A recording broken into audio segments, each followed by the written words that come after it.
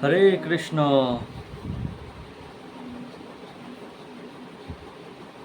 আজ শ্রীল প্রভুপাদের দ্বিতীয় অধ্যায় বীজ বপনের বাকি অংশটুকু আমরা পাঠ করব। আগের দিন আমরা জানলাম যে প্রভুপাদ প্রত্যেককে দীক্ষা দিলেন এবং অনেকে আসলো তার কাছে জিজ্ঞাসা করতে যে প্রভুপাদ তো জীবনে কখনো নেশা করেনি, তাহলে সে কীভাবে বলতে পারছে যে নেশা ঠিক জিনিস না। তখন তার এক শিষ্য হায়গ্রীব সেই ব্যাপারটা ক্লিয়ার করে দিয়েছিল যে নেশা হচ্ছে এমন একটা জিনিস যা একটা সময় আমাদেরকে চরমে পৌঁছে নিয়ে যায় এবং আবার সেখান থেকে আমাদেরকে নিচে নেমে আসতে হয়। যেমন রকেটে করে আমরা মহাশূন্যে ভ্রমণ করতে পারি, কিন্তু একটা সময় গিয়ে কী হবে, আমাদেরকে আবার সেই নিচেই নেমে আসতে হবে। চিরকাল আমরা সেখানে ভ্রমণ করতে পারবো না। ঠিক তেমনই এই যে এলএসডির নেশাটাও ঠিক সেই রকম। যখন কেউ করছে তখন সে ভাবছে যে বাহ, আমি অনেক উঁচুতে উঠে গেছি, কিন্তু একটা সময় যখন নেশাটা কেটে যায় তখন তার মধ্যে একটা গভীর বেদনার অনুভূতি হয়, যে মানে অসহ্য যন্ত্রণার মধ্যে থাকে, সে সবসময় টেনশনের মধ্যে থাকে, যার ফলে সে আবার নেশা করতে শুরু করে, কিন্তু আবার কিছুক্ষণ পরে আবার সেটা শেষ হয়ে যায়। তো এইভাবে নেশার জগতে বারবার যাওয়া আসা করার থেকে যখন কেউ এই আধ্যাত্মিক জগতে আসে তখন সে সম্পূর্ণভাবে তাকে আর নিচে নামতে হয় না। ধীরে ধীরে সে উচ্চ পর্যায়ে উঠতে থাকে, আর নিচে নামতে হয় না। তখন সে চিন্ময় জগতে বিরাজ করে, কারণ শ্রীকৃষ্ণের কাছে ফিরে গেলে তাকে আর এই জড় জগতে ফিরে আসতে হয় না। যদ্গতা নিবর্তন্তে তদ্ধাম পরমম মম।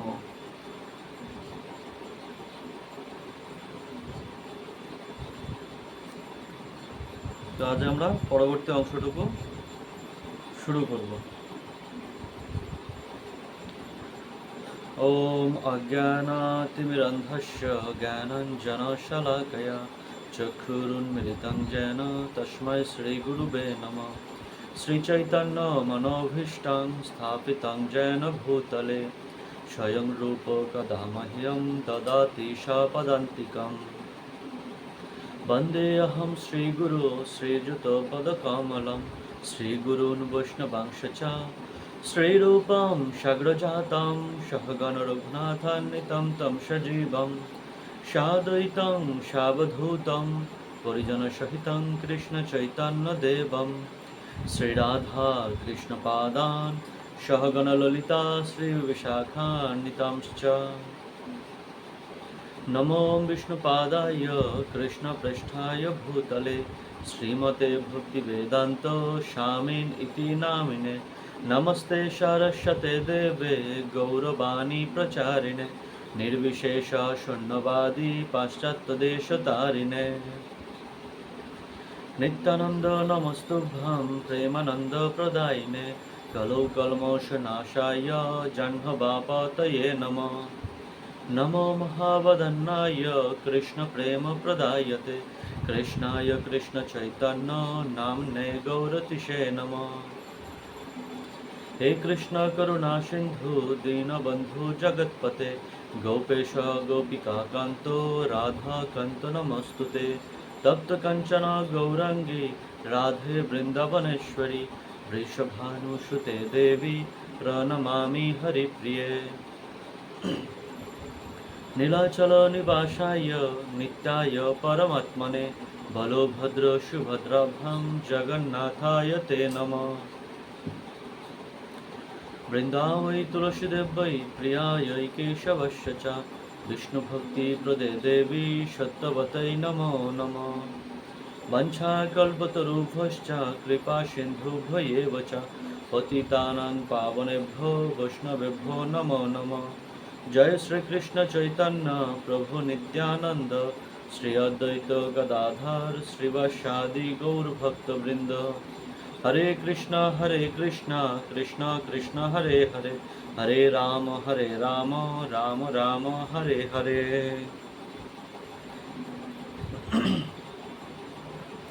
ওম নমো ভগবতে বাসুদেবায়, ওম নমো ভগবতে বাসুদেব, ওম নমো ভগবতে বাসুদেবায়। নমো বিষ্ণুপাদায় কৃষ্ণপৃষ্ঠায় ভূতলে শ্রীমতে জয়পদাশ্যামে নিত্যনামে, নমো আচার্যপাদায় নিতাই প্রপদায় গৌরকথা ধামদায় নগর গ্রামতায়। জয় জয় জয় শ্রীল প্রভুপাদ কি জয়।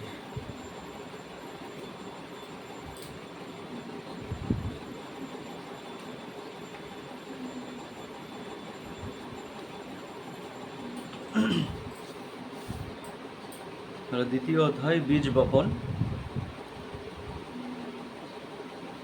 অক্টোবর 1966।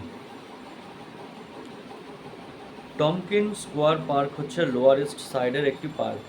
এর দক্ষিণ দিকে 7th স্ট্রিট এবং সেখানে কতকগুলি বেলে পাথরের চারতলা বাড়ি রয়েছে। তার উত্তর দিকে 10th স্ট্রিট, সেখানেও বেলে পাথরের তৈরি অনেকগুলি বাড়ি দাঁড়িয়ে রয়েছে, তবে তাদের অবস্থা অনেক ভালো।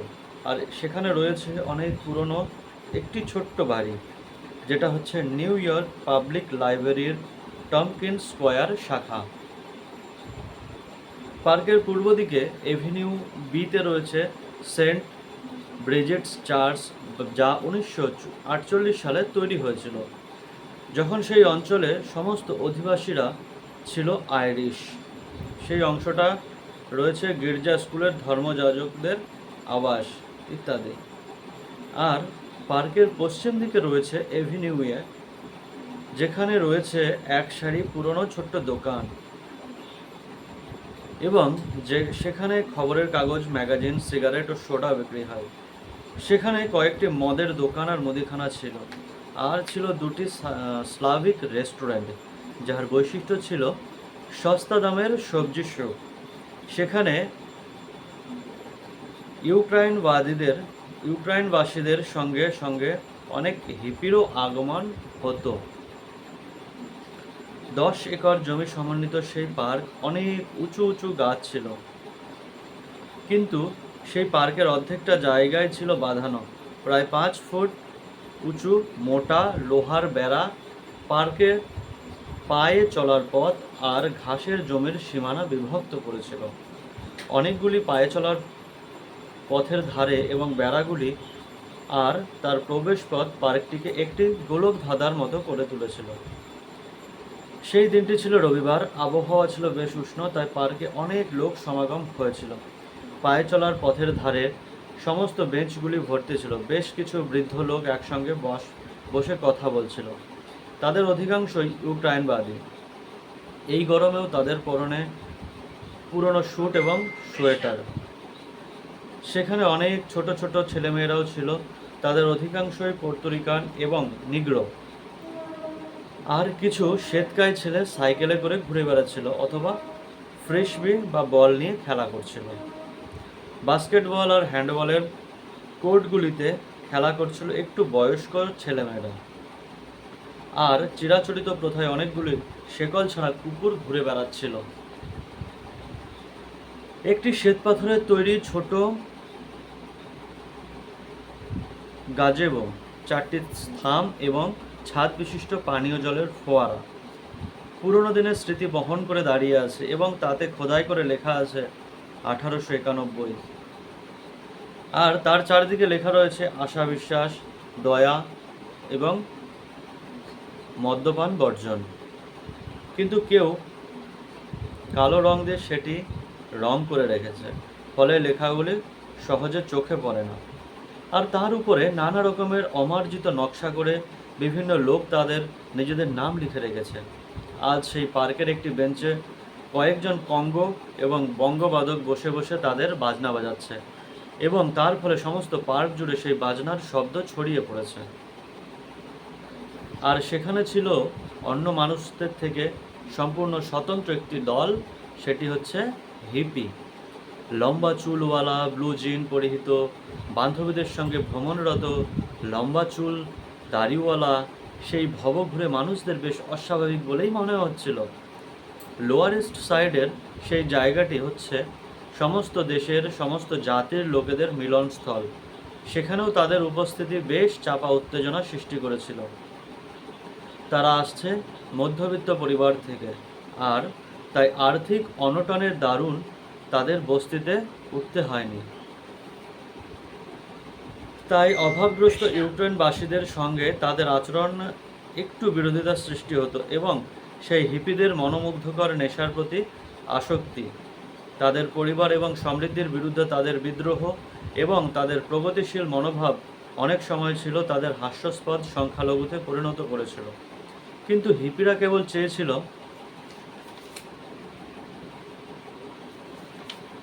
তাদের ইচ্ছা অনুসারে জীবনযাপন করে যেতে এবং শান্তি ও প্রেমের জন্য তাদের বিদ্রোহ শুরু করতে। তাই প্রতিবেশীরা তাদের প্রশংসায় পঞ্চমুখ হয়ে না উঠলেও তাদের মেনে নিয়েছিল। টমকিন স্কোয়ার পার্কে অল্প বয়সী প্রগতিশীল নানা রকম মানুষের সমাবেশ হয়েছিল। কোনো একদল হয়তো একসঙ্গে স্কুলে পড়াশোনা করছে, কোনো দল হয়তো একসঙ্গে নেশা করছে, কেউ হয়তো বিশেষ দর্শন বা সাহিত্য বা রাজনীতি ইত্যাদিতে সমভাবাপন্ন। সেখানে প্রেমিক প্রেমিকার সমাবেশ।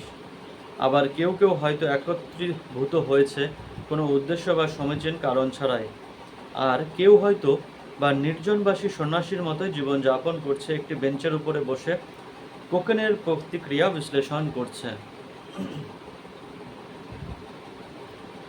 কখনো হয়তো বা গাছের হিল্লোলিত সবুজ পাতার দিকে তাকিয়ে, কখনো বা বাড়িগুলির উপর নীল আকাশের দিকে তাকিয়ে, আবার কখনো বা পায়ের কাছে পড়ে থাকা আবর্জনাটির দিকে তাকিয়ে ধ্যান করছে।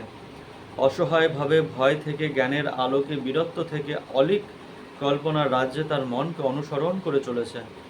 তারপর কয়েক ঘন্টা পরে যখন তার নেশা কেটে যাচ্ছে, তখন সে আবার একজন সাধারণ অপরিচিত মানুষে পরিণত হচ্ছে। কখনো কখনো নেশাগ্রস্ত হয়ে সারা রাত তারা এইভাবে পার্কের বেঞ্চে বসে থাকে। অবশেষে যখন সকালের আলো দেখা দিত, তখন তারা বেঞ্চে ঘুমিয়ে পড়ত। রবিবার দিনটায় সেই পার্কে অনেক হিপির সমাগম হতো। অন্তত তারা Saint Mark's Place, Greenwich Village অথবা অ্যাস্টর প্লেসে, লেক্সিংটন এভিনিউয়ের সাবওয়ে বা হিউস্টন এবং সেকেন্ড এভিনিউতে ING পাতাল রেলে কিংবা ফিফথ এভিনিউতে বাস ধরতে যেতে, অথবা সেকেন্ড এভিনিউতে বাস ধরতে বা 9th এভিনিউতে যাওয়ার পথে তারা সেই পার্কের মধ্যে দিয়ে যেত। কখনো বা অ্যাপার্টমেন্ট থেকে বেরিয়ে খোলা আকাশের নিচে বসার জন্য তারা পার্কে আসতো, কথা বলতে বা পার্কের মধ্যে দিয়ে গোলক ধাঁধার মতো পথের উপরে হাঁটতে বা নেশার আমেজটুকু একটু ভালোভাবে অনুভব করতে।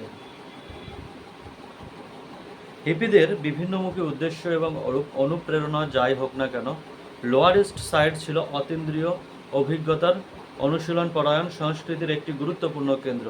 এটি একটি আবর্জনাপূর্ণ বস্তি ছিল না, সেটি ছিল চেতনার বিকাশ নিয়ে পরীক্ষা নিরীক্ষা করা সর্বশ্রেষ্ঠ স্থান। তার আবর্জনা এবং বিপজ্জনক পরিবেশ এবং বেলে পাথরের বাড়িগুলির সংকীর্ণ জীবন সত্ত্বেও লোয়ার ইস্ট সাইড ছিল মনের বিকাশকারী আন্দোলনের মুখ্য কেন্দ্র। কেউ যদি সেখান থেকে কোকেন, LSD ইত্যাদি সম্মোহনকারী নেশা না করত বা বুদ্ধিবৃত্তির দ্বারা প্রভাবিত হয়ে কোনো ব্যক্তিগত ধর্মের অনুসরণ না করত, তাহলে তাকে জ্ঞানের আলোকপ্রাপ্ত মানুষ বলে গণ্য করা হতো না, এবং মানব চেতনার সবচাইতে প্রগতিশীল আন্দোলনে সে অংশগ্রহণ করছিল না। এই অনুসন্ধান অতি সাধারণ, জড়বাদী, সাদাসিধে, একঘেয়ে আমেরিকান জীবনের ঊর্ধ্বে এক অনুসন্ধান। তার ফলে সেই উদারচিত্ত হিপিরা লোয়ার ইস্ট সাইডে একত্রিত হয়েছিল। এই বিশৃঙ্খল পরিবেশে স্বামীজি তার অনুগামীদের নিয়ে প্রবেশ করলেন এবং কীর্তন করতে বসলেন। 3-4 জন ভক্ত আগেই সেখানে এসে একটি জায়গা ঠিক করে সেখানে রবার্ট নেলসনের দেওয়া কার্পেটটি বিছিয়ে সেখানে বসে করতাল বাজিয়ে হরে কৃষ্ণ মহামন্ত্র কীর্তন শুরু করেছিল। কীর্তন শুরু হতে না হতে কয়েকটি ছেলে তৎক্ষণাৎ তাদের সাইকেল চেপে ঠিক কার্পেটের সামনে এসে ব্রেক কষিয়ে দাঁড়িয়ে কৌতূহল এবং অবজ্ঞা ভরে তাদের দিকে তাকিয়ে থাকে। কিছু পথচারীরাও সেখানে দাঁড়িয়ে তাদের কীর্তন শুনতে থাকে। ইতিমধ্যেই স্বামীজি জনাছয়েক শিষ্য পরিবৃত হয়ে দোকানঘরের মন্দির থেকে 8টা রাস্তা পেরিয়ে সেখানে হেঁটে আসছিলেন। ব্রহ্মানন্দ হারমোনিয়াম আর স্বামীজির ড্রামটা বহন করছিল। কীর্তনানন্দ, যে স্বামীজির অনুরোধে ইতিমধ্যেই মস্তক মুন্ডন করেছিল, সে উজ্জ্বল হলদে রঙে রাঙানো ধুতি আর কুর্তা পরে একটি অতিরিক্ত উত্তেজনার সৃষ্টি করেছিল। লোকেরা গাড়ি থামিয়ে অবাক বিস্ময়ে তার মণ্ডিত মস্তক এবং অদ্ভুত পোশাক দেখতে লাগলো। লোকেরা পরস্পরকে খোঁচা দিয়ে সেই অদ্ভুত শোভাযাত্রার প্রতি দৃষ্টি আকর্ষণ করাতে লাগলো। বাড়ির জানলা দিয়ে লোকেরা তার দলসহ স্বামীজিকে দেখতে লাগলো। গুন্ডাগোছের পর্তুরিকান ছেলেরা এই অদ্ভুত দৃশ্যের প্রতিক্রিয়া সংবরণ করতে না পেরে বিদ্রুপ ভরে চিৎকার করে উঠল, এই বুড়ো! কেউ আবার বলে উঠল, এই তোমরা তোমাদের প্যান্ট পরতে ভুলে গেছো? কেউ আবার সিনেমায় দেখা রেড ইন্ডিয়ানদের যুদ্ধ নির্ঘোষের অনুকরণে তীক্ষ্ণস্বরে চিৎকার করে উঠল, এই আরব! বলে চিৎকার করতে করতে একটি অমার্জিত লোক আরব্য নাচের অনুকরণে নাচতে লাগলো। সেখানে কেউই কৃষ্ণভক্তি সম্বন্ধে কিছুই জানতো না, এমনকি হিন্দু সংস্কৃতি এবং তাদের আচার আচরণ সম্বন্ধেও তাদের কোনো ধারণাই ছিল না। তারা মনে করেছিল যে স্বামীজির এই দলটি হচ্ছে একদল পাগল হিপি, যারা তাদের পাগলামি প্রদর্শন করার জন্য রাস্তায় বেরিয়ে পড়েছে। স্বামীজির ভাবধারা যে কি তা কেউই জানতো না। তিনি ছিলেন ভিন্ন প্রকৃতির, কিন্তু তা হলেও তাদের যথেষ্ট সন্দেহ ছিল। কিছু লোক আবার তাদের প্রতি সহানুভূতি অনুভব করল। তাদের একজন হচ্ছে লোয়ার ইস্ট সাইডের অ্যাভিম হ্যালপান। স্বামীজিকে দেখে তার মনে হয়েছিল শান্তির পথ প্রদর্শন করতে আগত একজন অতি মহৎ পুরুষ। অ্যাভিন হ্যালপান বলছেন, ভারতীয় সাধু সম্বন্ধে অনেক মানুষের একটি উদ্ভট ধারণা ছিল, যেন হঠাৎ তারা দেখবে যে একটি পেরেকের বিছানার উপরে একটি সাধু শুয়ে আছে। এই ধরনের সমস্ত উদ্ভট ধারণা তাদের ছিল। কিন্তু এখানে অমার্জিত আচরণ এবং প্রতিকূলতাপূর্ণ পরিবেশে উপস্থিত হলেন একজন অতি শোভান, শান্ত, ভদ্র ও নিঃসংশয়ে সকলের হিতাকাঙ্ক্ষী একজন মানুষ। হিপি? ওরা কি কমিউনিস্ট? নবীনেরা এইভাবে বিদ্রুপ করতে লাগলো, আর প্রবীণেরা অনুভূতিহীনভাবে অবুঝের মতো ফ্যাল করে তাকিয়ে রইল। পার্কে যেতে যেতে তাদের অনেক নিন্দা, অনেক কৌতুক এবং অনেক চাপা উত্তেজনা সহ্য করতে হলো, কিন্তু কেউই হিংস্রতা প্রদর্শন করেনি। ওয়াশিংটন স্কোয়ার পার্কে কীর্তন সফল হওয়ার প্রভুপাদ নিয়মিতভাবে 3-4 জন ভক্তকে লোয়ার ইস্ট সাইডের রাস্তায় এবং ফুটপাথে করতাল বাজিয়ে কীর্তন করতে পাঠালেন। একবার কিছু লোক তাদের জল ভর্তিপূর্ণ বেলুন আর ডিম ছুঁড়ে মেরেছিল, আর কয়েকবার গুন্ডাগোছের ছেলে মেয়েদের সঙ্গে মারামারি হবার উপক্রম হয়েছিল, কিন্তু কেউই কখনো তাদের আক্রমণ করেনি। লোকেরা কেবল অবজ্ঞা ভরে তাদের দিকে তাকিয়ে থেকেছে, তাদের নিয়ে ঠাট্টা বিদ্রুপ করেছে অথবা অশ্লীল ভাষায় চিৎকার করেছে। আর জাতীয়তাবাদী প্রতিবেশীরা মনে করল যে প্রভুপাদ এবং তার অনুগামীরা এই অদ্ভুত ধরনের পোশাক পরে রাস্তায় বেরিয়ে এসেছে শুধু কেবল একটু মজা করার জন্য, সব কিছুতে বিশৃঙ্খলার সৃষ্টি করার জন্য নয়, তাছাড়া লোকেদের দৃষ্টি আকর্ষণ করার জন্য এবং অশ্লীল গালাগালি শোনার জন্য। তারা মনে করেছিল যে তাদের এই প্রতিক্রিয়া আমেরিকার ভদ্র বস্তিবাসীর পক্ষে স্বাভাবিক। তাই পার্কে যেতে যেতে সেই দলটি বেশ একটি উত্তেজনাপূর্ণ অভিজ্ঞতা সঞ্চয় করল। স্বামীজি কিন্তু তাতে মোটেই বিচলিত হননি। 2-1 বার তিনি কেবল ব্রহ্মানন্দকে জিজ্ঞাসা করেছিলেন ওরা কি বলছে, আর ব্রহ্মানন্দ তাকে বুঝিয়ে দিয়েছিল প্রভুপাদ যখন হাঁটতেন তখন স্বাভাবিকভাবেই তার মাথা উঁচু হয়ে থাকত। তাতে তাকে খুব সম্ভ্রান্ত এবং দৃঢ় চরিত্র সম্পন্ন বলে মনে হতো। তার দৃষ্টিভঙ্গি ছিল অপ্রাকৃত। তিনি সব কিছুই চিন্ময় আত্মারূপে দর্শন করতেন এবং শ্রীকৃষ্ণকে সব কিছুরই নিয়ন্তা বলে দর্শন করতেন। আর তাছাড়া জড়জাগতিক দৃষ্টিভঙ্গির পরিপ্রেক্ষিতে দেখতে গেলেও তিনি ছিলেন সব রকম অভিজ্ঞতা সম্পন্ন কলকাতার মানুষ। প্রায় 10 মিনিট ধরে কীর্তন হয়েছিল। স্বামীজি তখন এসে উপস্থিত হলেন। তার পায়ের সাদা রাবারের জুতোটি খুলে অত্যন্ত স্বাভাবিকভাবে তার অনুগামীদের সঙ্গে তিনি কার্পেটের ওপর বসলেন। আর তার অনুগামীরা কীর্তন থামিয়ে তার দিকে তাকিয়ে রইল। তার পরনে একটি গোলাপ রঙের সোয়েটার আর তার উপরে একটি খদ্দরের চাদর জড়ানো। তিনি হাসলেন। তার দলের ছেলেদের দিকে তাকিয়ে তিনি তাদের ইঙ্গিত দিলেন, 1, 2, 3। আর তিনি জোরে জোরে হাততালি দিয়ে শুনতে লাগলেন, 1, 2, 3। সেই তালে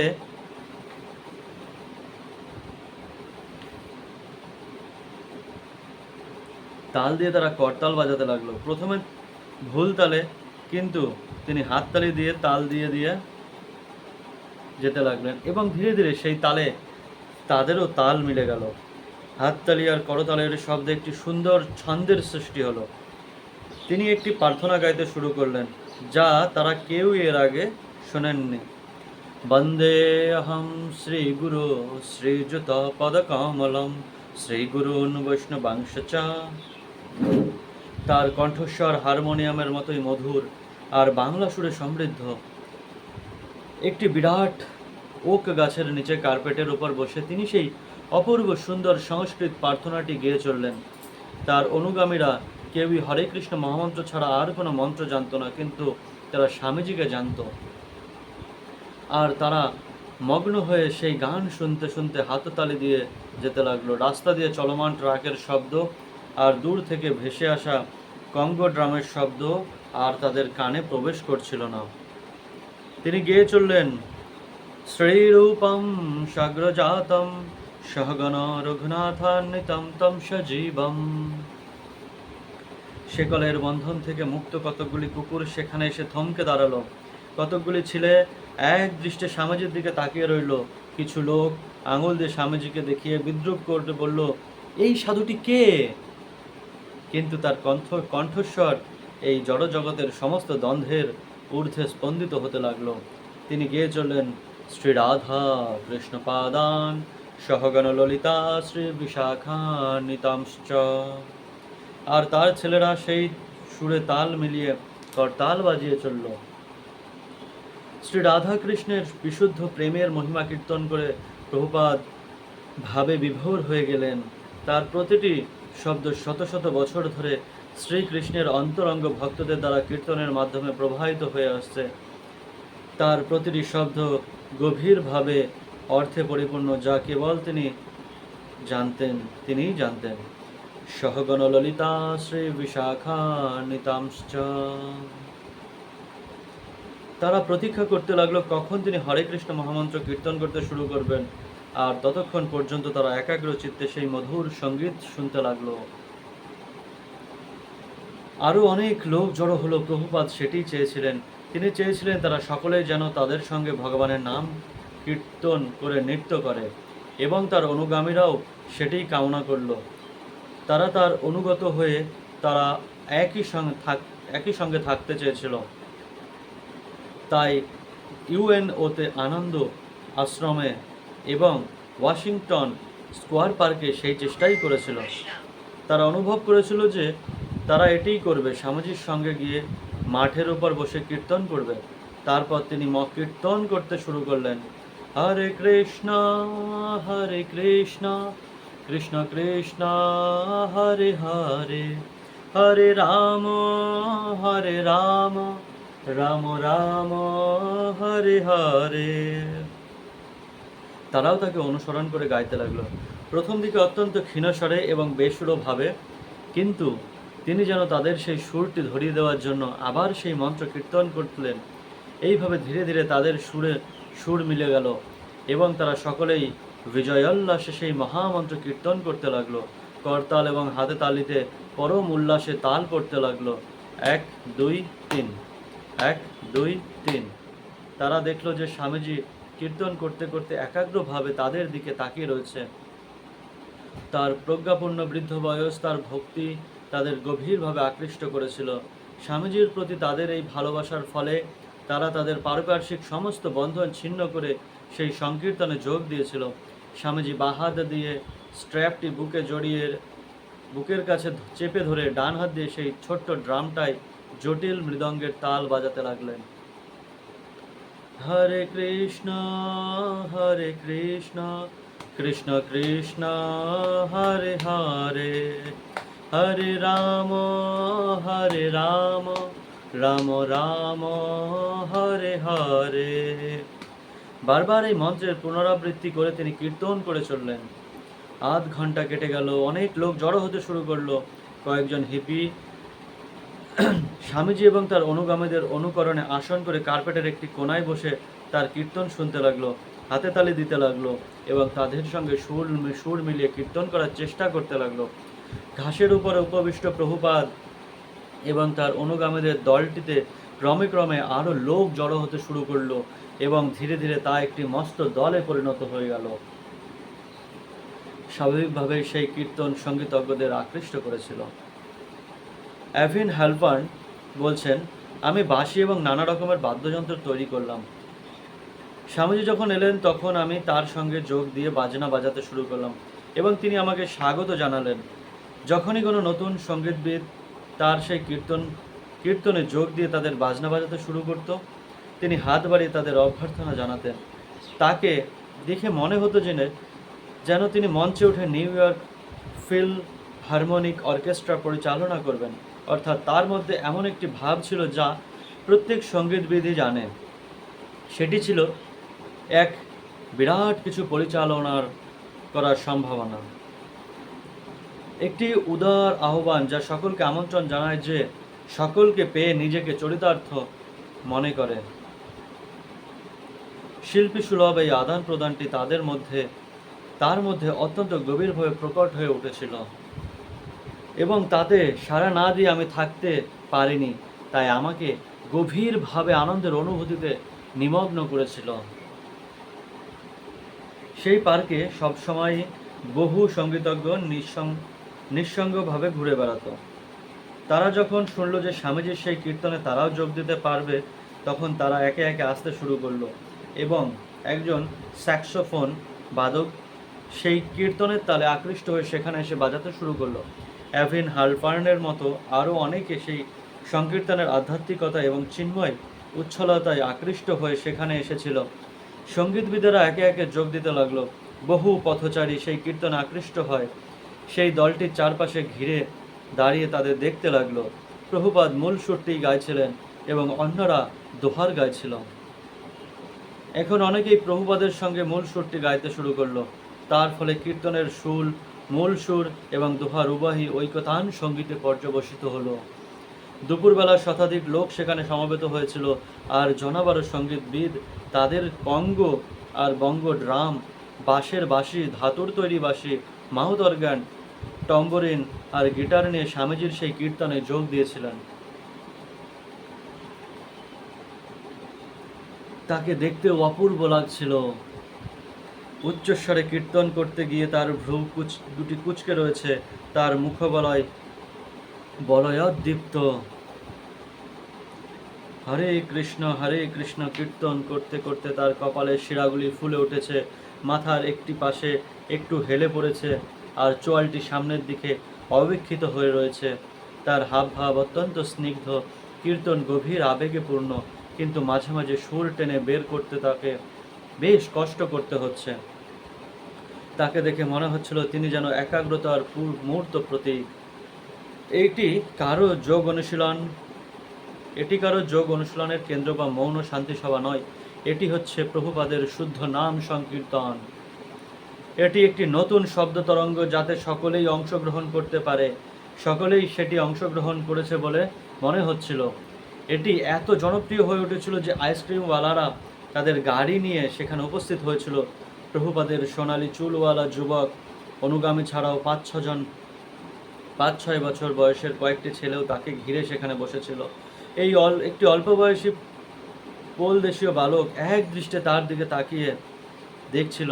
একটি ধাতব পাত্রে জ্বলন্ত কয়লার উপরে কে একজন ধুনো জ্বালাচ্ছিল, আর তার ধোয়া কীর্তনকারীদের ঘিরে কুণ্ডলি পাকিয়ে উপরে উঠছিল। স্বামীজি তার শিষ্যদের দিকে তাকে ইঙ্গিত করলেন। তারা উঠে দাঁড়িয়ে নাচতে শুরু করলো।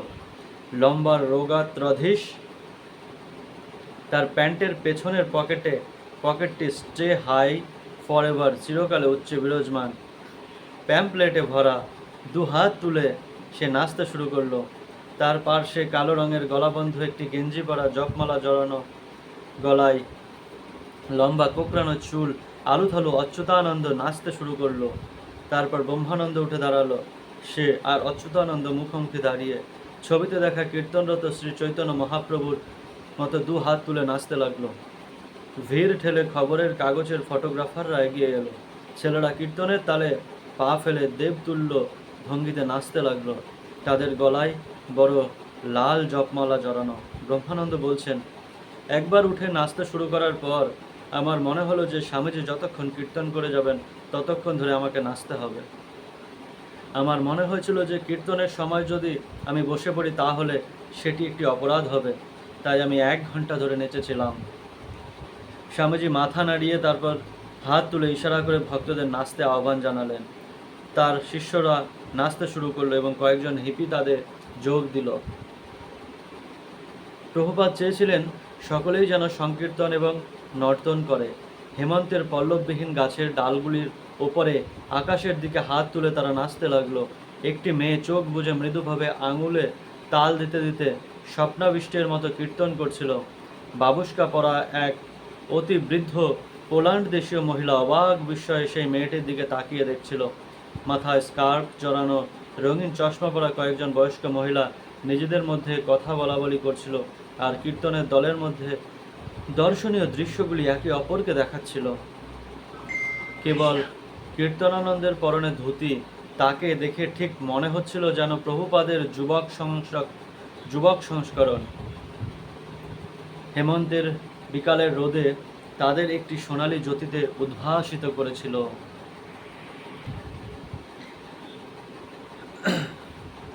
একই সুরে হারমোনিয়াম বেজে যাচ্ছিল। মিলিটারি জ্যাকেট পরা একটি ছেলে অপুটভাবে সেটি বাজাচ্ছিল, তবু তার শব্দ স্বামীজির কণ্ঠের সুরের সঙ্গে মিশে যাচ্ছিল।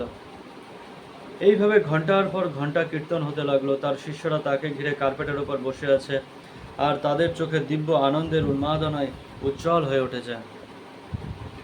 অবশেষে তিনি থামলেন। তিনি উঠে দাঁড়ালেন এবং সকলে বুঝতে পারল যে তিনি এবার ভাষণ দেবেন। তখন প্রায় 4টে বাজে। হেমন্তের সোনালী রোদে তখনও পার্কে ঝলমল করছে। এতক্ষণ মহামন্ত্র কীর্তন করার ফলে সেখানকার আবহাওয়াটি খুবই শান্তিপূর্ণ হয়ে উঠেছে এবং দর্শকরাও খুব একান্ত ও কমল হয়ে উঠেছে। তিনি সকলকে কীর্তনে যোগ দেওয়ার জন্য ধন্যবাদ জানিয়ে ভাষণ দিতে শুরু করলেন। তিনি বললেন যে হরে কৃষ্ণ মহামন্ত্র সংকীর্তনের প্রবর্তন করেন শ্রী চৈতন্য মহাপ্রভু।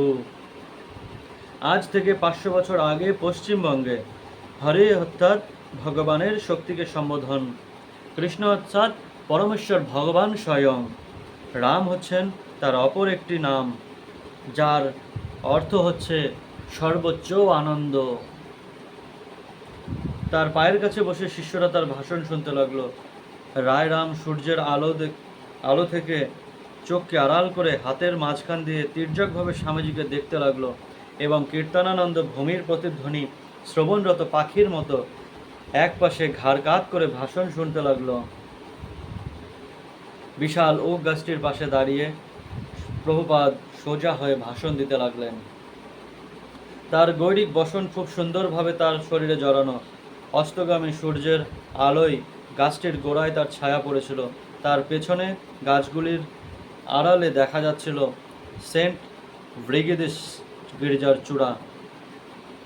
তার ডান দিকে দাঁড়িয়েছিল সুন্দর পোশাক পরিহিতা এক মধ্যবয়স্ক মহিলা, আর বাম দিকে দাঁড়িয়েছিল হাফ শার্ট প্যান্ট জিন পরা উদ্ধত দর্শনা একটি মেয়ে।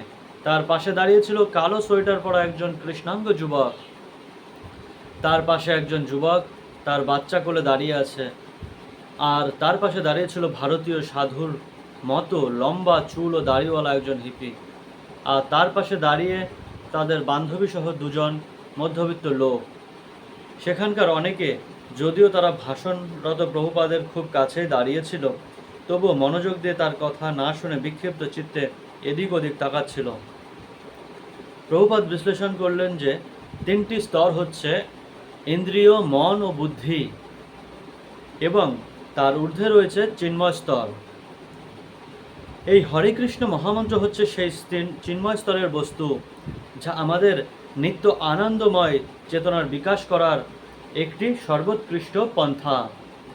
২৬ নম্বর সেকেন্ড এভিনিউ সভায় আসবার জন্য তিনি সকলকে নিমন্ত্রণ জানালেন এবং সকলকে কীর্তনে যোগ দিতে অনুরোধ জানিয়ে তিনি তার সংক্ষিপ্ত ভাষণ শেষ করলেন।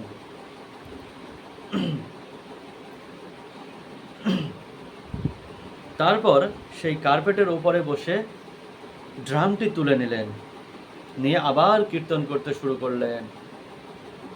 ড্রাম বাজে এত উচ্চস্বরে কীর্তন করা যদি একজন ৭১ বছর বয়স্ক বৃদ্ধের পক্ষে বিপজ্জনক ও হয়, তা হলে শ্রীকৃষ্ণের জন্য সেই বিপদের ঝুঁকি নিতে তিনি প্রস্তুত। তিনি থামতে পারছিলেন না। সেই কীর্তন এত মধুর যে থামা যায় না। বহু দূরের বৃন্দাবন থেকে তিনি এসেছেন। কৃষ্ণ বিমুখ সেই যোগ সোসাইটির প্রতিবন্ধকতা এড়িয়ে প্রচণ্ড ঠান্ডা সহ্য করে তিনি কেবল এইভাবে আমেরিকার বুকে কীর্তন শুরু করতে চেয়েছিলেন। এই কীর্তন এখন তিনি থামাতে পারেন না। শত শত বছর ধরে আমেরিকা এবং কৃষ্ণ কীর্তনের প্রতীক্ষা করছে। থরো এবং এমারসনের ভগবদ্গীতা এবং পুরাণের অনুবাদ এবং স্তুতি যদিও আমেরিকার ওপর অঝোর ধারায় বর্ষিত হয়েছে, কিন্তু তা হলেও তার ফলে হরে কৃষ্ণ মহামন্ত্র কীর্তনের সূচনা হয়নি। 1893 খ্রিস্টাব্দে শিকাগোয় ওয়ার্ল্ড পার্লামেন্ট অফ রিলিজিয়নে হিন্দু ধর্ম সম্বন্ধে বিবেকানন্দের ভাষণও ভগবানের মহিমা কীর্তন করেনি। তাই আজ যখন অবশেষে কৃষ্ণ ভক্তির মন্দাকিনী বইতে শুরু করলো, তখন আর তা থামানো যাবে না।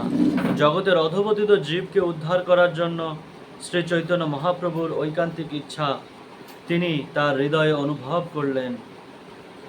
তিনি জানতেন যে এটি হচ্ছে ওই চৈতন্য মহাপ্রভুর এবং তার গুরুদেবের ঐকান্তিক বাসনা। ভারতের সংকীর্ণ মনোভাবাপন্ন বর্ণবৈষম্যের কুসংস্কারে আচ্ছন্ন ব্রাহ্মণেরা আমেরিকার মাংসাহারী ম্লেচ্ছদের সঙ্গে তার এই মেলামেশা অনুমোদন না করলেও তিনি জানতেন যে তার কার্যকলাপ সর্বতোভাবে শাস্ত্রসম্মত। শ্রীমদ্ ভাগবতে স্পষ্টভাবে বলা হয়েছে যে জাতি ধর্ম নির্বিশেষে সকলেই কৃষ্ণ ভক্তি অনুশীলন করতে পারে। প্রতিটি মানুষই হচ্ছে চিন্ময় আত্মা এবং যে কুলেই জন্ম তার হোক না কেন, ভগবানের দিব্য নাম কীর্তন করার মাধ্যমে সে আধ্যাত্মিক জীবনের চরম স্তরে অধিষ্ঠিত হতে পারে। তারা যতই পাপ পঙ্কিল আর অধঃপতিত হোক না কেন, আমেরিকার এই সমস্ত যুবকরা ছিল কৃষ্ণ ভক্তির অনুশীলনের সুযোগ প্রার্থী। টমকিন স্কোয়ার পার্কের এই কীর্তন ছিল শ্রীকৃষ্ণের পরিকল্পনা। হরে কৃষ্ণ মহামন্ত্র কীর্তন হচ্ছে এই যুগের ধর্ম, আর পাশ্চাত্য জগতে এইভাবে সেই যুগ্ম ধর্মের সূচনা হলো। প্রভুপাদ দোকান ঘরের মন্দিরে ফিরে এসে দেখলেন পার্ক থেকে কিছু লোক আগে থেকেই সেখানে উপস্থিত হয়ে আছে এবং বাইরে দাঁড়িয়ে তার প্রত্যাগমনের প্রতীক্ষা করছিল। বৃদ্ধ স্বামীজি এবং তার শিষ্যরা পার্কে একটি অপূর্ব দৃশ্যের অবতারণা করলেন। সেই সম্বন্ধে আরও গভীরভাবে জানাবার জন্য তারা এসেছিল। তাদের ভিড়ে সেই দোকান ঘরের মন্দিরটি ভরে উঠেছিল। আর যারা ভেতরে ঢুকতে পারল না, তারা দোকান ঘরের সামনে রাস্তার উপরে দাঁড়িয়ে রইল। স্বামীজি এসে তার মঞ্চে গিয়ে বসলেন। এর আগে তার মন্দিরে কোনোদিনও এত লোকের সমাগম হয়নি। তিনি কৃষ্ণ ভক্তি সম্বন্ধে আরও কথা বললেন।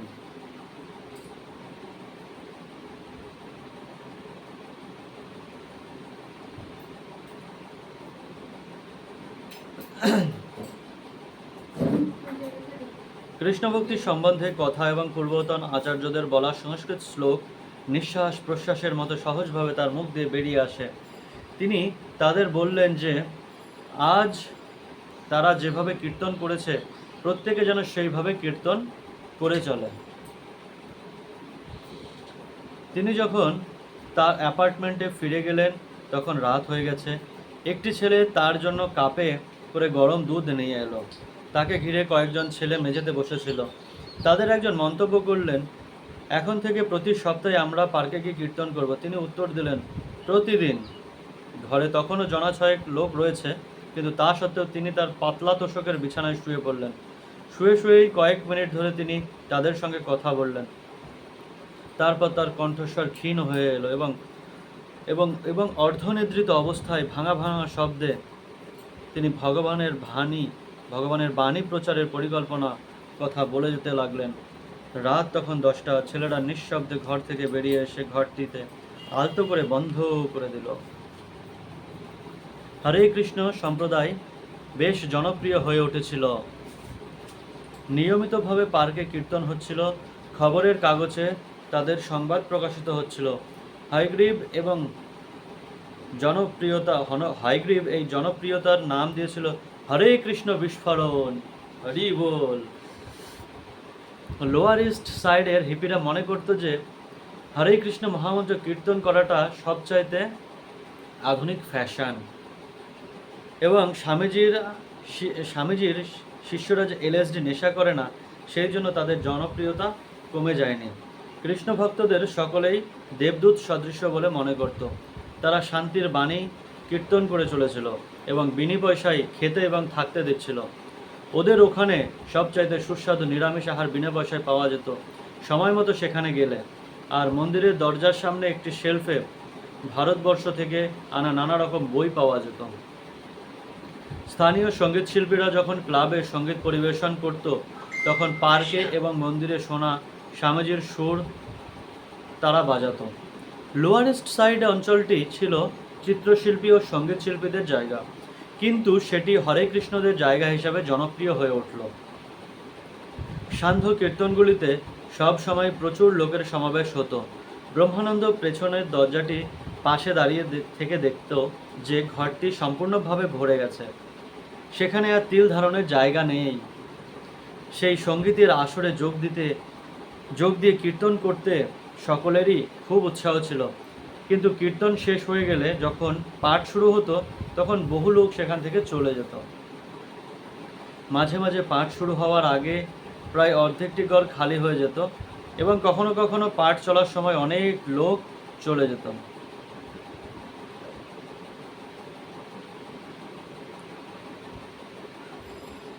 একদিন সন্ধ্যাবেলায় অ্যালেন গিন্সবার্গ ফাগস নামক একটি খুব জনপ্রিয় সঙ্গীত গোষ্ঠীর প্রখ্যাত সঙ্গীত শিল্পী অ্যাড স্যান্ডারস এবং টুলি কুপারবার্গকে নিয়ে সেখানেও এসেছিল। ফাগস ছিল বেশ নামকরা একজন সঙ্গীত গোষ্ঠী এবং তার বৈশিষ্ট্য ছিল অশ্লীল ভাষায় গান করা। অ্যাড স্যান্ডারসের নামকরা গানগুলি ছিল slum goddess of Lower East Side, group grope and I can't get high. অ্যাডের মাথা ভর্তি ছিল অবিন্যস্ত লাল চুল এবং মুখ ভর্তি লাল দাড়ি, এবং কীর্তনের সময় সে গিটার বাজিয়েছিল। এইরকম সম্মানিত অতিথিকে পেয়ে ভক্তরা খুব খুশি হয়েছিল। সেই রাত্রে প্রভুপাদ যৌন ক্রীড়ার মাধ্যমে আনন্দ লাভের প্রচেষ্টার নিরর্থকতা সম্বন্ধে বলেছিলেন। তিনি বলেছিলেন,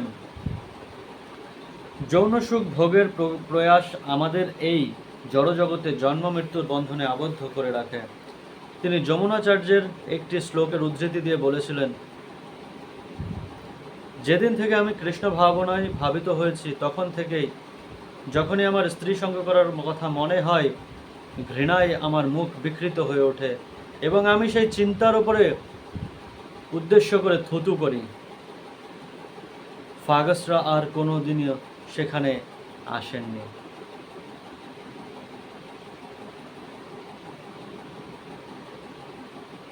লোয়ার ইস্ট সাইডের হিপিদের মধ্যে থেকে যারা অনুগামী সংগ্রহ করার বাসনা, তার পক্ষে যৌন সুখ ভোগের বিরুদ্ধে বলাটা অনুকূল ছিল না। কিন্তু প্রভুপাদ কখনোই জনসাধারণের মনোরঞ্জনের জন্য তার বাণী পরিবর্তন করেননি। প্রকৃতপক্ষে উমাপতি যখন একবার তাকে বলেছিল যে কেবল সন্তান উৎপাদনের জন্যই স্ত্রী পুরুষের যৌন সঙ্গ করা উচিত, সেটি আমেরিকানরা মানতে চাইবে না। প্রভুপাদ উত্তর দিয়েছিল, আমেরিকানদের খুশি করতে আমি এই দর্শনটি প্রদর্শন করতে পারি না। একদিন সন্ধ্যাবেলা ইসকনের অ্যাটর্নি স্ট্রিপ গোল্ডস্মিথ প্রশ্ন করেছিল, যৌন জীবন সম্বন্ধে আপনি কি বলেন? প্রভুপাদ বলেছিল, যৌন সম্পর্ক কেবল বিবাহিত স্ত্রীর সঙ্গেই থাকা উচিত। যৌন সম্পর্ক কেবল বিবাহিত স্ত্রীর সঙ্গেই থাকা উচিত এবং তা অত্যন্ত সুনিয়ন্ত্রিত হওয়া উচিত। স্ত্রী পুরুষের মিলনের একমাত্র উদ্দেশ্য হচ্ছে ভগবত ভক্তিপরায়ণ সন্তান উৎপাদন করা। আমার গুরু মহারাজ বলেছিলেন যে কৃষ্ণ ভক্ত পরায়ণ সন্তান উৎপাদন করার জন্য তিনি 100 বার স্ত্রী সঙ্গ করতে প্রস্তুত ছিলেন, কিন্তু এ যুগে সেটি খুবই কঠিন।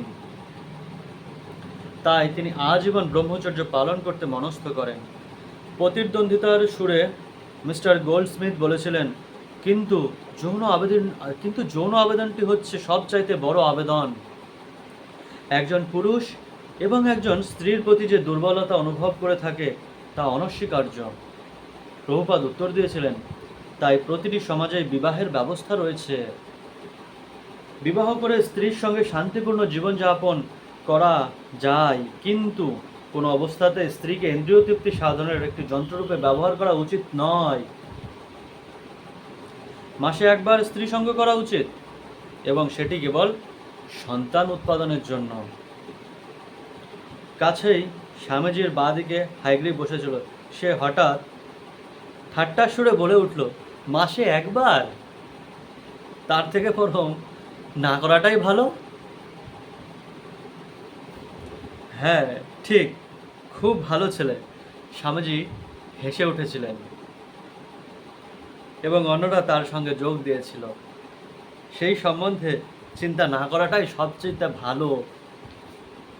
সবচাইতে ভালো হচ্ছে হরে কৃষ্ণ মহামন্ত্র কীর্তন করা। বলে তিনি তার হাতটি তুলে ধরলেন, যেন তিনি জপমালায় জপ করছেন। তার ফলে নানা রকম সমস্ত ঝঞ্ঝাট থেকে আমরা অনায়াসেই মুক্ত হতে পারি। যৌন আবেদনটি হচ্ছে একটি ঘায়ের চুলকানির মতো, আর সেটি যত চুলকানো যায় ততই খারাপ হয়।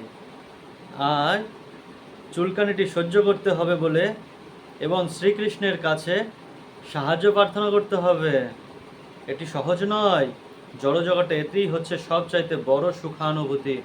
এটিই হচ্ছে সবচাইতে জড় বন্ধন।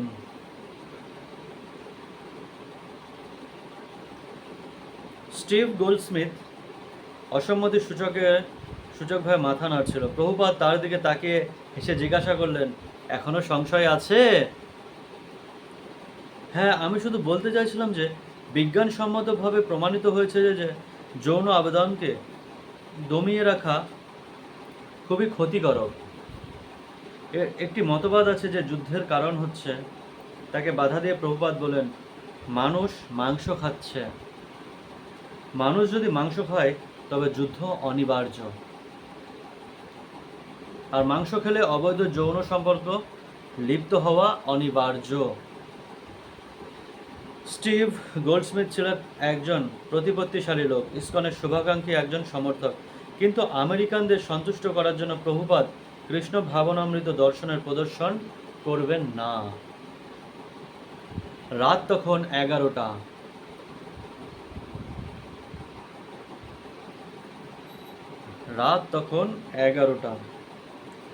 স্বামীজির অ্যাপার্টমেন্টে তখন কেবল একটি আলো জ্বলছে, রান্নাঘরে।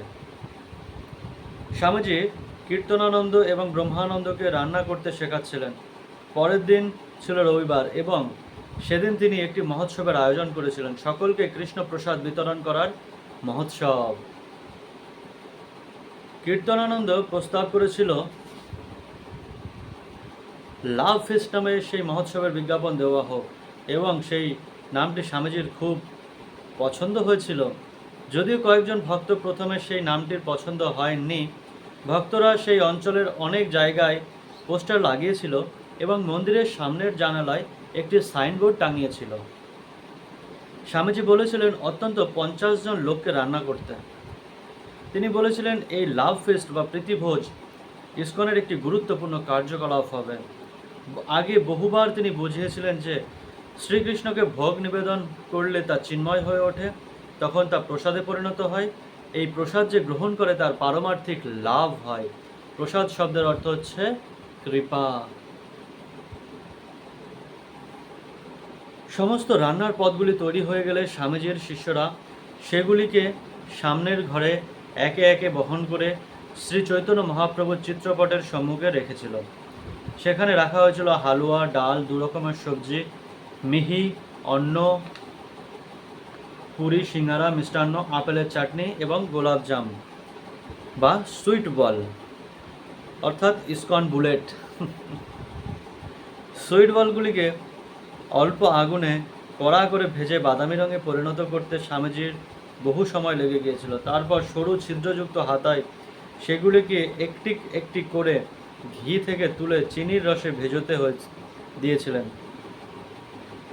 তিনি স্বীকৃতি দিয়েছিলেন যে এই বাদামি রঙের ঘিয়ে ভাজা দুগ্ধজাত বলগুলি হবে তার শিষ্যদের প্রিয় সুস্বাদু প্রিয় খাবার অর্থাৎ প্রিয় প্রসাদ। তিনি সেগুলিকে ইসকন বুলেট নাম দিয়েছিলেন, কারণ সেগুলি হচ্ছে মায়ার বিরুদ্ধে যুদ্ধের অস্ত্র। চিনির রসে ভাসমান এক পাত্র ইসকন বুলেট সামনের ঘরে সর্বদা রাখার জন্য তিনি অনুমোদন করেছিলেন, যাতে তার শিষ্যরা তার বিনা অনুমতিতে যে কোনো সময় সেগুলি নিতে পারে। তারা যত ইচ্ছা সেগুলি নিতে পারত। প্রথমে কয়েকটি লাভ ফিস্টে তেমন লোক সমাগম হয়নি, কিন্তু সেই মহোৎসবের প্রসাদে ভক্তরা এত উৎসাহী ছিল যে তিনি তেমন অতিথি সমাগম না হলেও তারা মর্মাহত হননি। তারা সব কিছু খেতে প্রস্তুত ছিল। সৎস্বরূপ বলছেন, একটি পদের নাম ছিল ব্রাহ্মণ স্প্যাগেটি, যা ছিল ঘিয়ে ভাজা চিনির রসের ডোবানো নুডলস, আর ছিল হালুয়া, পুষ্পান্ন, সিঙ্গারা, নুন আর মশলা মেশানো মুগ ডাল ভাজা, লুচি, পান্তুয়া, আর সব কিছুই ছিল অত্যন্ত রসালো। সেই শব্দটি হাইগ্রিভ ব্যবহার করত, খুব রসিয়ে রসিয়ে ও বলতো, সব কিছুই খেতে খুব রসালো হয়েছে, সব কিছুই খেতে খুব রসালো হয়েছে।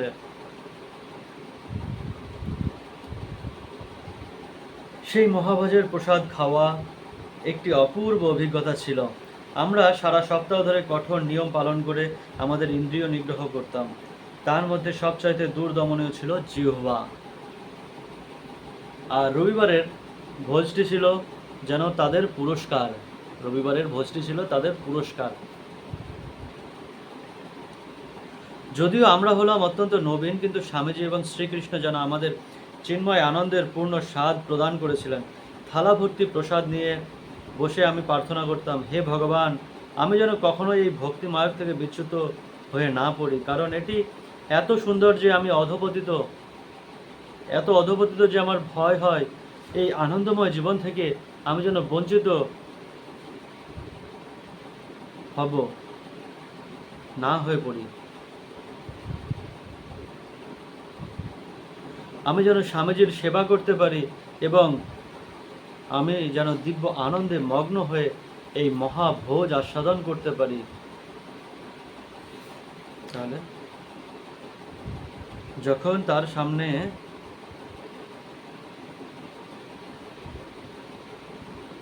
প্রসাদ, থালা ভর্তি প্রসাদ নিয়ে যখন বসতো,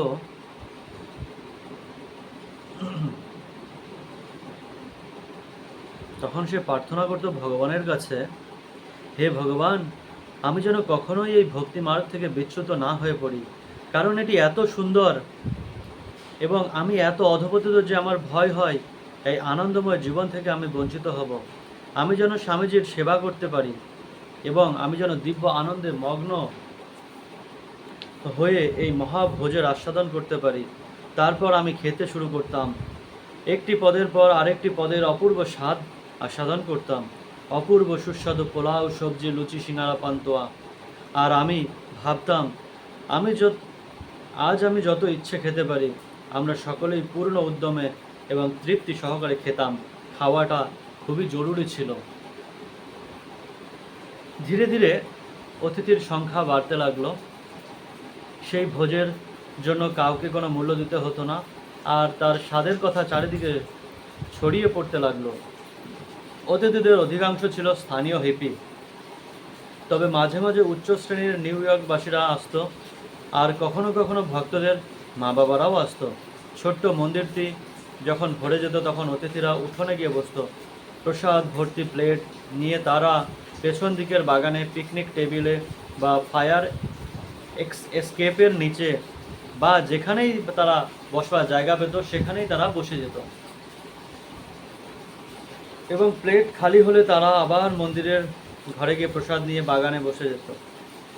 ভক্তরা পাত্র থেকে প্রসাদ পরিবেশন করত, আর অতিথিরা বারবার এসে তাদের প্লেট বোঝাই করে প্রসাদ নিয়ে যেত।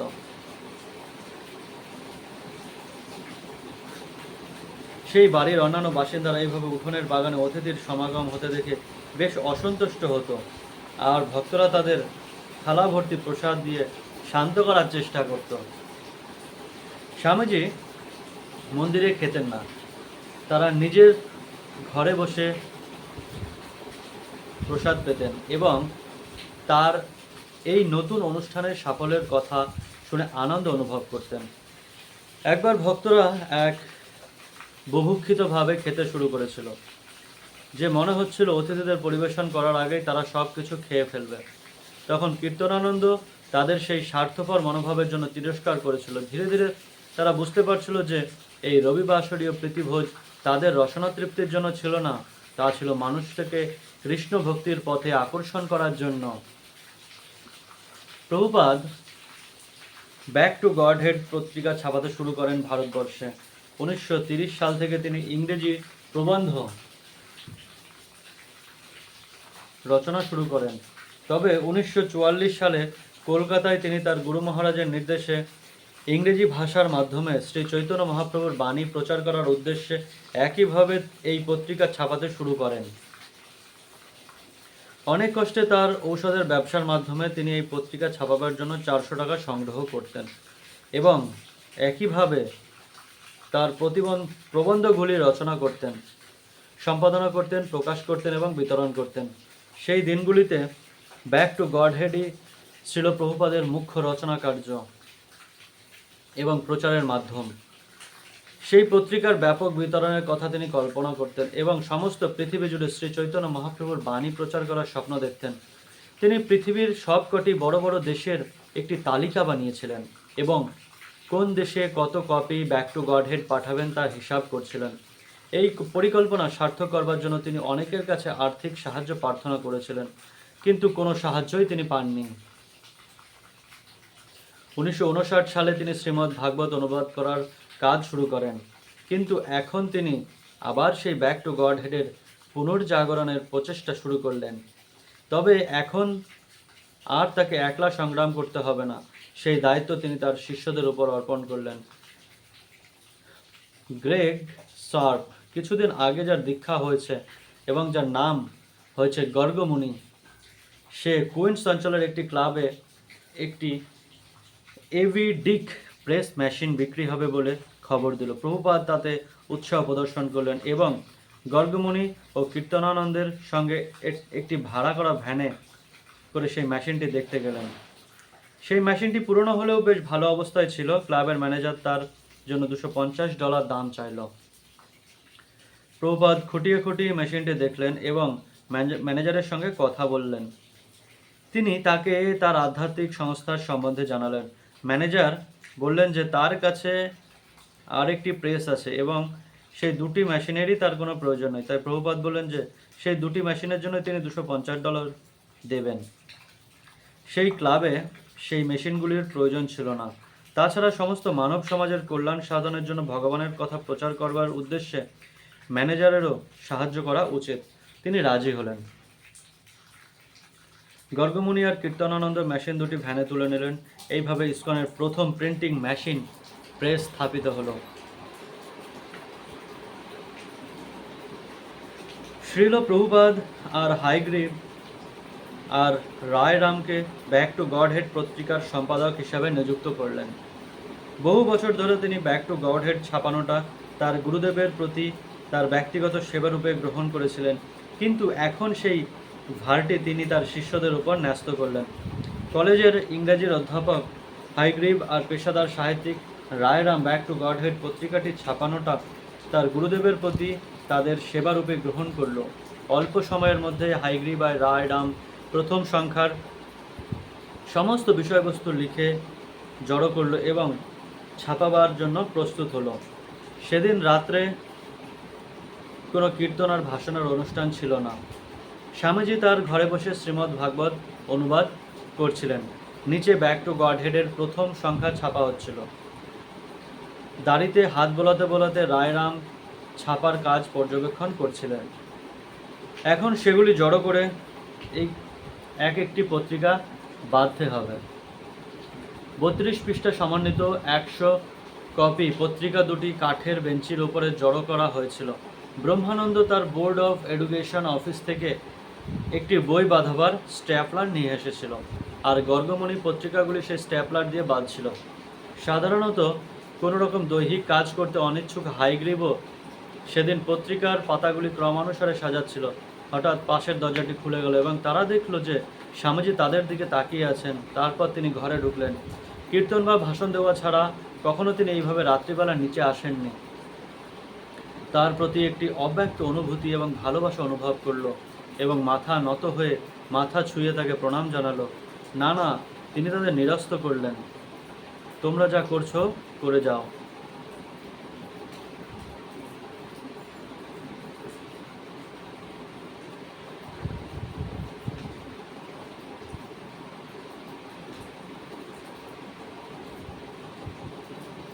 তারা যখন উঠে দাঁড়ালো এবং তাদের মাঝখানে তাকে দেখলো, তখন যে তারা কি করবে বুঝতে পারছিল না। তিনি যে তার ব্যাক টু গড হেডের পত্রিকা তৈরি হচ্ছে দেখতে এসেছিল সেটি সকলেই বুঝতে পেরেছিল। তাই তারা নিঃশব্দে দক্ষতার সঙ্গে তাদের কাজ করে যেতে লাগলো। প্রভুপাদ ছাপানো কাজটির সারির মধ্যে দিয়ে হেঁটে যেতে লাগলো। সেই কাগজগুলির ওপরে হাত বুলাতে লাগলো। অবশেষে তিনি বললেন, ইসকন প্রেস। ম্যাগাজিনের প্রচ্ছদ পট এঁকেছিল জগন্নাথ। মন্দিরে রাধাকৃষ্ণের ছবির অনুকরণে সে কালি এবং কলম দিয়ে একটি স্কেচ করেছিল। একটি অতি সাধারণ ছবি, আর তার চারিদিকে ক্রমবর্ধমান বৃত্ত। প্রথম পৃষ্ঠায় ছিল ইসকনের আদর্শ, যা বহু বছর ধরে প্রভুপাদ ব্যাক টু গড হেডে ব্যবহার করে আসছেন। গড হেড ইজ লাইট,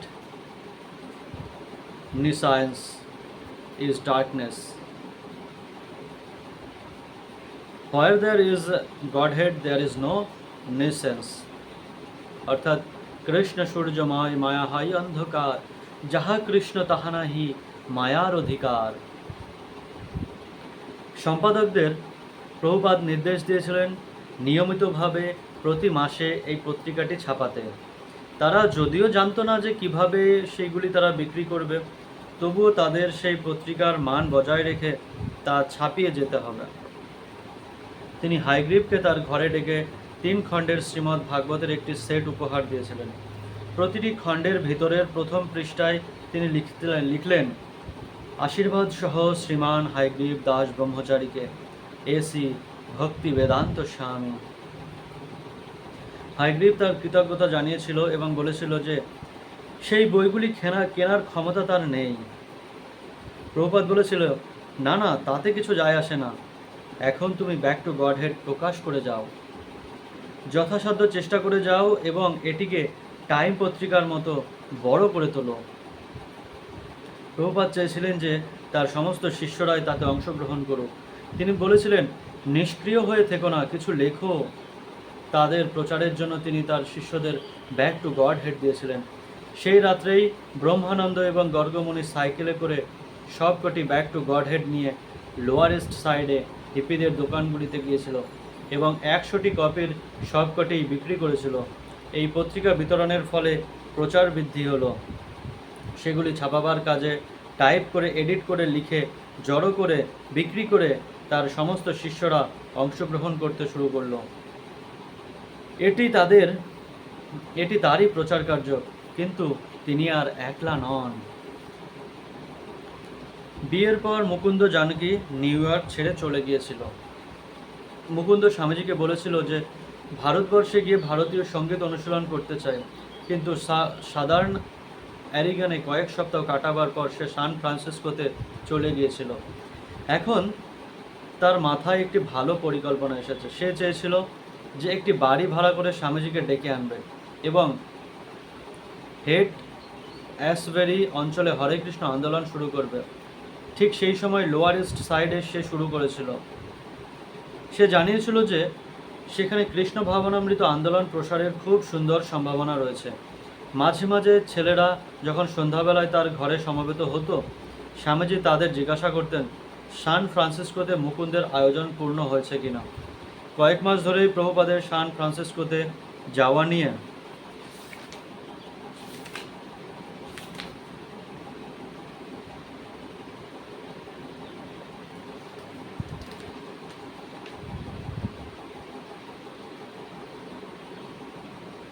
আয়োজন চলছে।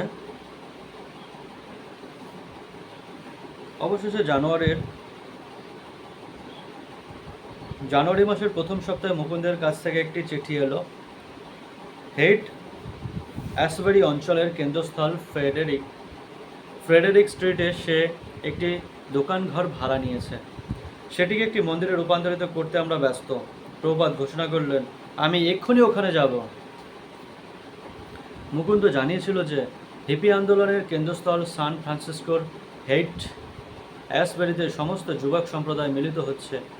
যে অঞ্চলে মুকুন্দ দোকানঘরটি ভাড়া নিয়েছিল সেখানে আমেরিকার সব কয়টি রাষ্ট্র থেকে হাজার হাজার হিপি এসে সমবেত হয়েছে। যুব সম্প্রদায়ের এই নবজাগরণ নিউ ইয়র্ক শহরে যা ঘটছিল তা থেকে অনেক বড় নতুন মন্দির প্রতিষ্ঠা করার জন্য অর্থ সংগ্রহের প্রয়োজনে মুকুন্দ একটি মন্ত্র রক ডান্স আয়োজন করার চেষ্টা করছিল এবং সে জানিয়েছিল যে তাতে সব কয়টি নামকরা সঙ্গীত গোষ্ঠী অংশগ্রহণ করবে এবং তার মুখ্য আকর্ষণ হবে স্বামী ভক্তি বেদান্ত এবং হরে কৃষ্ণ মহামন্ত্র কীর্তন। মুকুন্দ সেই চিঠিটির সঙ্গে একটি প্লেনের টিকিট পাঠিয়েছিল, কিন্তু স্বামীজির কয়েকজন শিষ্য স্বামীজিকে যেতে দিতে রাজি হলো না। যারা নিউ ইয়র্ক ছেড়ে যেতে পারছিল না তারা স্বামীজির সান ফ্রান্সিসকোতে যাবার পরিকল্পনার বিরোধিতা করতে লাগলো। তারা বলেছিল যে ওখানে কেউই ঠিকমতো স্বামীজির দেখাশোনা করতে পারবে না, আর রক সঙ্গীত শিল্পীদের সঙ্গে স্বামীজির অংশগ্রহণ করাটা তো কোনো মতেই বরদাস্ত করা যায় না। ওখানকার লোকেদের কোনো ধারণাই নেই যে কিভাবে একজন সাধুকে শ্রদ্ধা করতে হয়, আর তাছাড়া ওখানে কোনো যথার্থ মন্দিরও নেই, ওখানে ছাপাখানা নেই, ব্যাক টু গডহেড ম্যাগাজিন নেই। স্বামীজি কেন শুধু শুধু নিউ ইয়র্ক ছেড়ে ক্যালিফোর্নিয়ায় কতগুলি অপরিচিত লোকের সঙ্গে একটি সঙ্গীত অনুষ্ঠানে যোগ দেবার জন্য যাবেন?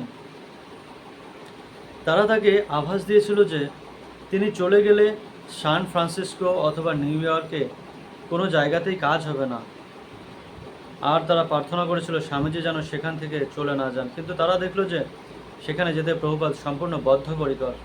তিনি কোনো বিশেষ জায়গার প্রতি আকৃষ্ট নন, তিনি কেবল শ্রীকৃষ্ণের পাদপদ্মে আসক্ত এবং যেখানে শ্রীকৃষ্ণ তার বাণী প্রচারের কাজের জন্য তাকে পাঠাতে চান তিনি সেখানেই যাবেন।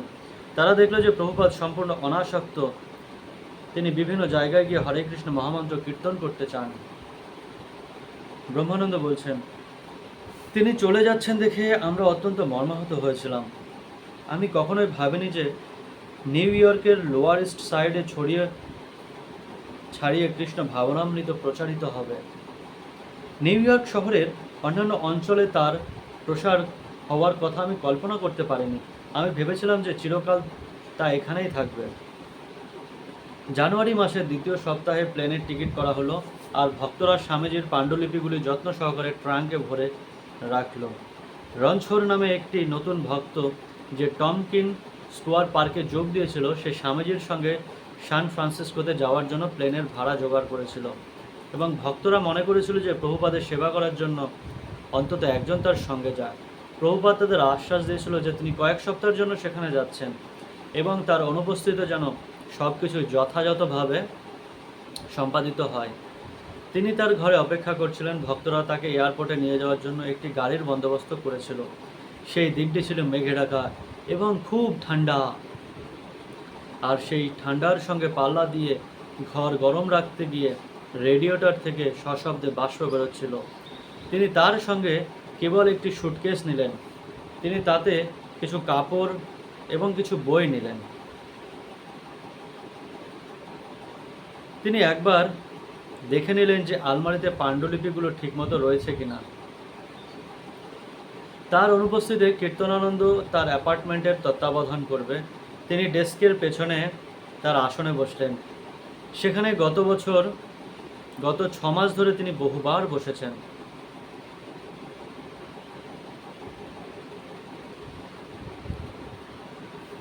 ঘন্টার পর ঘন্টা ভগবদ গীতা এবং শ্রীমদ্ ভাগবতের অনুবাদ করেছেন এবং